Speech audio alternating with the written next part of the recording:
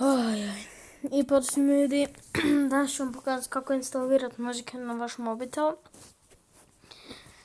Samo malo da nešto uradim. Tako. Znači neću vam čak pokazati pošto vam ja snimam na X Recorder. Reću vam samo jedno, nemojte to nikad instalirati.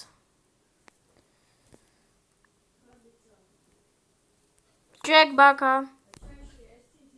Ne. Oprostio se zbog onog. I pozdrav svima ljudi. Danas ću vam pokazati kako instalirati muzike na mobitelu. Znači prvo što trebate uraditi je ići u Google. Ovo možete isto kod Chroma napraviti, ali ja to radim na Google pošto ja baš ne znam, gledajte, sad ću pogledati. Mislim da ja nemam Chrome. Ili? Koga briga sad da li ja to imam ili ne, hoću ja vama ovo pokazati.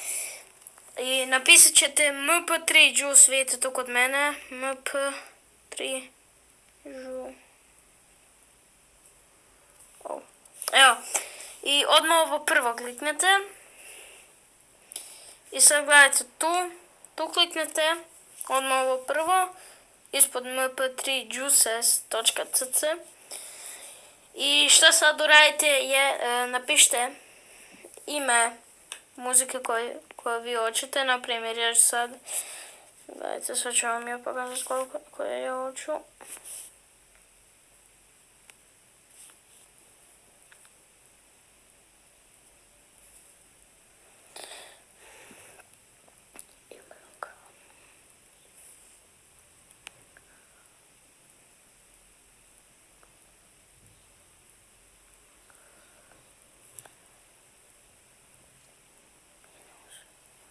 Eto, i neka ću vam čak pisati i sad ću ja to.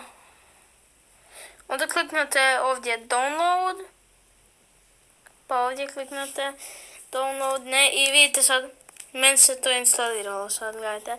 I onda idete ako imate play glazba, i to je moja muzika, točno tu vidite, tako da, idete prvo na download i tu će vam biti muzika. Znači, ovo je jako cool put kako da se kod njega sam. Ovo je tu dečko. Evo, cura. Ništa ljudi, to je bilo to od ovog videa. Nadam se da ste dobro, oprostite što dugo nisam snimao. Ćao.